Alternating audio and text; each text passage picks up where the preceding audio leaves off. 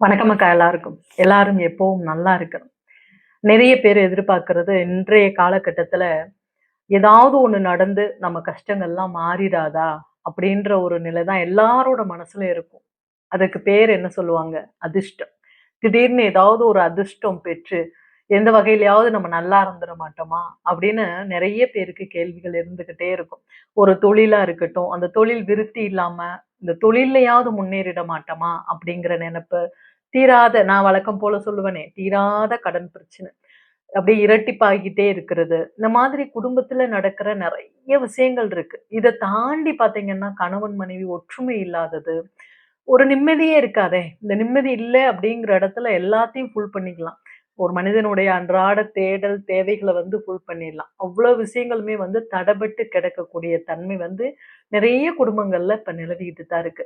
இதுக்கு என்னம்மா பண்ண முடியும்? இதுக்கு ஒரு தீர்வு இல்லையா? அப்படின்னு நெறைய பேர் கேட்குறாங்க. அத பத்தின நெறைய பதிவுகள் நம்ம உங்கள் அம்மா சேனல்ல நெறைய குடுத்துருக்கேன். சேனல சப்ஸ்கிரைப் பண்ணிட்டு பாருங்க. உங்களுடைய வாழ்க்கைக்கு ஒரு துளியாவது ஒரு சில மாற்றங்கள குடுக்கக்கூடிய ஒரு பதிவுகளா அம்மா உங்களுக்கு தேடி தேடி குடுத்துட்டு இருக்கேன். அந்த வகையில இன்னைக்கும் பார்த்தீங்கன்னா, ஒரு அற்புதமான ஒரு விஷயம். வன்னி மரம் உங்க எல்லாருக்குமே தெரியும். வன்னி மரத்த பத்தி நெறைய பேரு பேசியும் இருக்காங்க. வன்னி மரம் நம்ம வீட்டுக்கு பக்கத்துல, நம்ம வீட்ட சுத்தி இருக்கக்கூடிய ஒரு எல்லையில வன்னி மரம் இருந்ததுன்னா, நீங்க தான் தங்கங்களா அதிர்ஷ்டசாலி. ஏன் அப்டின்னா, இப்போ ஒரு கோவில் தலம்னு பார்த்தீங்கன்னா, முக்கியமா சிவஸ்தலங்கள்ல ஒரு வன்னி மரம்ங்கிறது கண்டிப்பா இருக்கும். ஆனா, நமக்கு இந்த வன்னி மரம் வாரம் ஒரு முறை தேவைப்படுது. நல்ல ஒரு கொத்து அளவுக்கு பிடுங்கிட்டு வர்றது. அப்படி இல்ல, வன்னி இலை இல்ல அப்படின்னு சொல்லும்போது, வன்னி குச்சியாவது வந்து வாரம் ஒரு குச்சி வந்து நமக்கு தேவைப்படுது.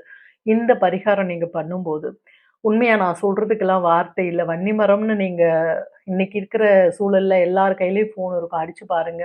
வன்னி மரம் போல் ஒரு வசியம் தரக்கூடிய தன்மை வேற எதுலயுமே கிடையாது.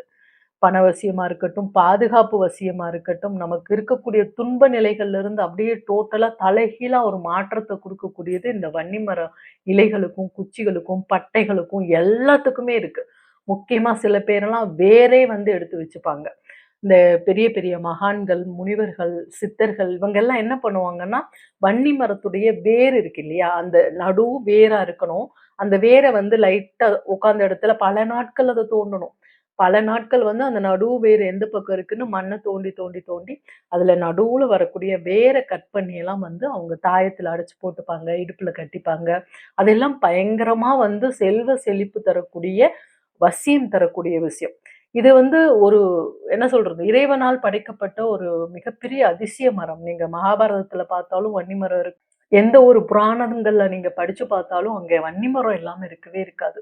அவ்ளோ ஒரு மிகப்பெரிய சக்தி வாய்ந்த வன்னி மரம். நம்ம ஒவ்வொருத்தர் வீட்லயும் வாரம் ஒரு முறை அந்த வன்னி மர இலைகள ஒரு வெள்ள துணியில கட்டிட்டு, நீங்க தலகாணிக்கு அடியில வச்சுக்கிட்டா, உங்களுக்கு இருக்கக்கூடிய நோய் நொடிகள் வந்து தீர்ந்துடும். இந்த தீராத தலைவலி இருக்கிறது, என்னன்னே தெரியல. உடம்புக்கு நோயே இல்ல. ஆனா சுறுசுறுப்பே கிடையாது. ரொம்ப ஒரு மாரியா இருக்குன்னு சொல்லக்கூடியவங்க எல்லாம் தலகாணிக்கு அடியில இந்த வன்னி மர இலையில வச்சுக்கிட்டீங்கன்னா போதும். ஒரு பிரச்சனையும் இருக்காது. நீங்க மறுநாளே பாருங்களேன், உடம்புக்கு ஒரு தெளிவு கிடைச்ச மாரி இருக்கும். அதை விட பூஜை அறையில நம்ம இந்த வன்னி மர இலைகள வந்து வச்சுக்கும்போது, வாரத்துக்கு ஒரு முறை அந்த வெள்ள துணியில அந்த வன்னி மர இலைகள நல்லா உருவிட்டு போட்டு, கட்டி சந்தனம், குங்குமம் வச்சு கட்டி பாருங்க. இந்த உலகத்துல நீங்க எந்தெந்த கஷ்டங்கள் நீங்க இதுவரைக்கும் அனுபவிச்சீங்களோ, அது எல்லாமே அப்படியே டோட்டலா ஒண்ணொன்னா மாறிக்கிட்டு வர்றத உங்கனால பார்க்க முடியும்.